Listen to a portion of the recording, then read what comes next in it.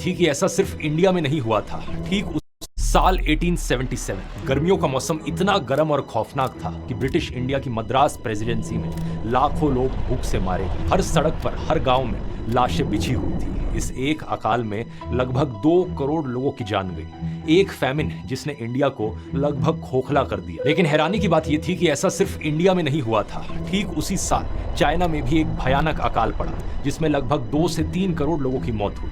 Brazil में भी famine आया, लगभग 20 लाख लोग मारे गए। Egypt, Morocco, Ethiopia, southern Africa, इन सारी जगहों पर अकाल देखने को मिला। पूरी दुनिया में एक साथ अलग अलग कॉन्टिनेंट पर लाखों लोग भूख से तड़प तड़प कर मर रहे थे। अमेरिका के मिनेसोटा में उस साल को कहा गया the year without the winter, मानो सर्दियों का मौसम उस साल गायब ही हो गया हो। सवाल ये कि 1877 में ऐसा हुआ क्या? इसकी रूट कॉज दोस्तों कोई अर्थक्वेक, कोई वॉर या कोई डिजीज नहीं थी। असलियत में ये एक नेचुरल फिनोमेना था जो हजारों किलोमीटर दूर पेरू की कोस्ट पर समुद्र के एक छोटे से हिस्से में शुरू हुआ था। इसे 17वीं सदी में पेरुवियन फिशरमैन ने प्यार से नाम दिया था एल नीनियो, यानी एक छोटा सा बच्चा। लेकिन उस साल ये नेचुरल फिनोमेना इतना एक्सट्रीम बना कि ये करोड़ों लोगों की मौत का जिम्मेदार बन गया। उस साल जो हुआ उसे सुपर एल नीनियो का नाम दिया जाता है और आज 2026 में लगभग 140 सालों बाद ये वापस आ रहा है। यूरोप के सबसे बड़े वेदर फोरकास्टिंग सेंटर ECMWF के लेटेस्ट मॉडल्स कह रहे हैं कि पिछले 140 सालों का सबसे बड़ा एल नीनियो आने वाला है। कुछ एक्सपर्ट्स तो इसे मेगा एल नीनियो भी बुला रहे हैं और कहा जा रहा है कि 2026 की गर्मियां इंसानी इतिहास की सबसे खतरनाक गर्मियां होने वाली है। वीडियो शुरू करने से पहले मैं बताना चाहूंगा दोस्तों, इस संडे शाम को 7 बजे मैं लाइव आ रहा हूं और आपके लिए ये लास्ट चांस है। मैं 3 घंटे की लाइव वर्कशॉप ऑर्गेनाइज कर रहा हूं AI मास्टर क्लास 3.0, जो कि सभी बिगिनर्स के लिए फास्टेस्ट और सबसे अफोर्डेबल तरीका है अपने आप को AI की फील्ड में अपस्किल करने का। यहां आप सीखेंगे 30 से ज्यादा AI टूल्स को प्रैक्टिकली इस्तेमाल करना, prompting technique, secret hacks, AI से सबसे रियलिस्टिक फोटोज और वीडियोस बनाना, गाने बनाना, वेबसाइट्स बनाना। और ये खास तौर पर उन लोगों के लिए है जिनका कोई टेक्निकल बैकग्राउंड नहीं है। और इसकी कॉस्ट सिर्फ 2 मूवी टिकटों जितनी। स्क्रीन पर आप देख सकते हो पिछली क्लासेस को जिन लोगों ने अटेंड किया था उनका रिव्यू कितना जबरदस्त रहा था। 82% लोगों ने कहा कि उन्होंने जितना एक्सपेक्ट किया था ये क्लास उसके अबव एंड बियॉन्ड गई। तो ज्वाइन करने में देरी मत करना, लिंक नीचे डिस्क्रिप्शन में मिल जाएगा या फिर आप इस QR कोड को भी स्कैन कर सकते हो। इंडियन मीटियोरोलॉजिकल डिपार्टमेंट ने हीट वेव वार्निंग्स अभी से ही देनी शुरू कर दी है। दिल्ली में तापमान 40 डिग्री पार कर चुका है। यूपी और राजस्थान में 42 से 43 डिग्री, नागपुर, भोपाल, भुवनेश्वर जैसे शहरों में 45 डिग्री तक पहुंच गया है। और अभी तो अप्रैल ही चल रहा है। बैंगलोर में एक ये वीडियो वायरल हुआ जहां क्रेयॉन्स धूप में रखे रखे पिघलने लग गए, रंग बिरंगा सा लिक्विड बनकर ट्रे में बह रहे हैं। इस पूरे मुद्दे को बेहतर समझने के लिए हमें पहले जानना होगा कि ये एल नीनियो एग्जैक्टली क्या होता है। आसान शब्दों में कहा जाए तो पैसिफिक ओशन का ईस्टर्न और सेंट्रल हिस्सा, जहां आमतौर पर ठंडा पानी होना चाहिए, वहां अचानक पानी अनयूजुअली गर्म हो जाता है। और जब ट्रिलियंस ऑफ लीटर्स ऑफ पानी एक साथ गर्म हो जाए तो इतनी हीट रिलीज होती है कि पूरे प्लैनेट के विंड, रेन और वेदर पैटर्न्स बदल जाते हैं।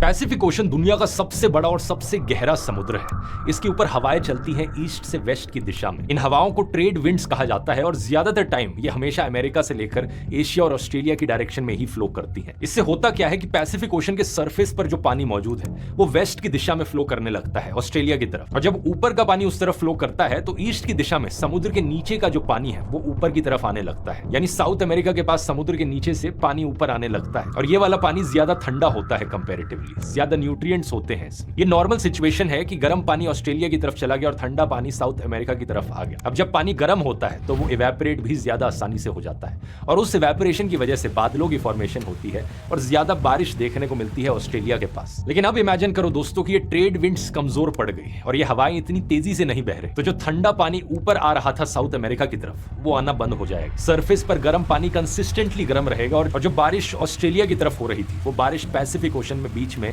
कहीं भी हो जाएगी। इसी फिनोमिना को एल नीनियो कहा जाता है, जो कि एक साइकिल की तरह होते रहता है। लेकिन ये कोई इतनी रेगुलर साइकिल नहीं है। कभी ये हर 2 साल बाद आता है, कभी हर 5 साल बाद, तो कभी 7 साल बाद। लेकिन जब ये होता है तो ये 6 से 12 महीने तक चलता है और इस ड्यूरेशन में पूरी दुनिया भर के वेदर पैटर्न्स बदल जाते हैं। ऑस्ट्रेलिया का रीजन बहुत ड्राई हो जाता है, बारिश की कमी, बुश फायर्स देखने को मिलती है। यही dry condition south east Asia और इंडिया में भी कैरी ओवर होती है, जहां कमजोर मॉनसून और ज्यादा हीट वेव्स देखने को मिलती हैं। तो एक साधारण एल नीनियो वैसे ही इंडिया के लिए बुरी खबर है, लेकिन इस साल स्पेशली इंडिया के लिए बहुत बुरी खबर हो सकती है। अमेरिका की national oceanic and atmospheric administration ने अप्रैल 2026 में अपनी लेटेस्ट एडवाइजरी जारी करी, जिसमें उन्होंने बताया कि मई से जुलाई 2026 के बीच में एक एल नीनियो के फॉर्म होने का 61% चांस है। और ये टाइमिंग सबसे खतरनाक चीज है, क्योंकि एल नीनियो अपनी पीक पर पहुंचेगा जब इंडिया का मॉनसून सीजन अपनी पीक पर पहुंच रहा होगा, यानी ठीक उसी वक्त जब हमें बारिश की सबसे ज्यादा जरूरत होती है। हमारी फसलें मॉनसून पर डिपेंडेंट होती हैं, उसी वक्त एल नीनियो सब बर्बाद कर सकता है।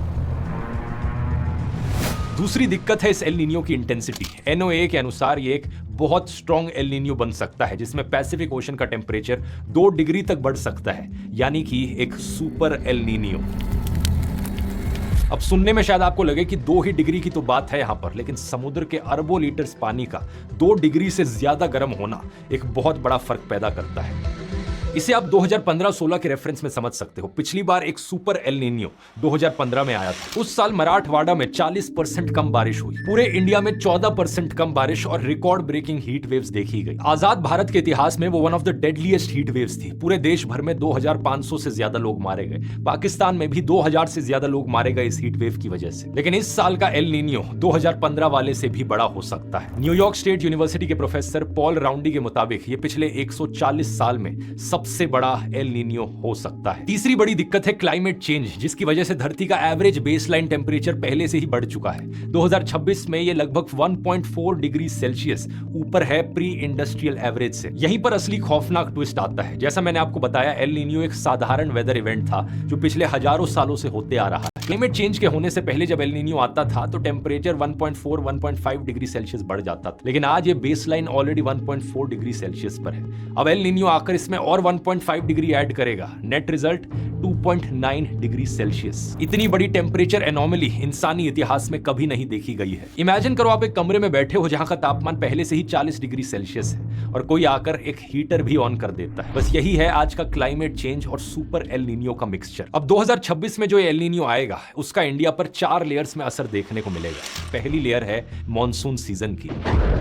इंडियन मीटियोलॉजिकल डिपार्टमेंट ने पहली बार 2015 के बाद से बिलो नॉर्मल मॉनसून प्रिडिक्ट किया है। नॉर्मल बारिश का सिर्फ 92% रहने का अनुमान है। North east India, north west India और साउथ पेनिनसुला के कुछ हिस्सों को छोड़कर बाकी पूरे देश में बारिश की कमी रहेगी। दूसरी लेयर एग्रीकल्चर। दिक्कत यह है कि इंडिया का लगभग 51% एग्रीकल्चर पूरी तरीके से मॉनसून पर डिपेंडेंट है। तीसरी layer heat waves. Super L Niño की वजह से इंटेंस हीट वेव्स की प्रोबेबिलिटी बढ़ जाती है। फोरकास्ट कहता है कि ईस्ट, सेंट्रल और नॉर्थ वेस्ट इंडिया और साउथ ईस्ट पेनिनसुला में इस साल नॉर्मल से ज्यादा हीट वेव डेज होंगे। 2024 इंडिया के इतिहास का अभी तक का सबसे गर्म साल रहा है और साइंटिस्ट प्रिडिक्ट कर रहे हैं कि 2026 2024 के भी हीट रिकॉर्ड को तोड़ देगा। चौथी लेयर, इसका असर सीधा आपके घर पर देखने को मिलेगा। बिलो नॉर्मल मॉनसून का मतलब है कम फूड प्रोडक्शन और कम फूड प्रोडक्शन का मतलब है हायर फूड प्राइसेस। डेटा बताता है कि एक एवरेज एल नीनियो ईयर में ग्लोबल नॉन फ्यूल प्राइसेस 5% तक बढ़ जाते हैं। एक सुपर एल नीनियो ईयर में इससे भी ज्यादा बुरी हालत होती है। फूड के केस में 9% तक की इन्फ्लेशन देखने को मिलती है और अब इंडिया की इन्फ्लेशन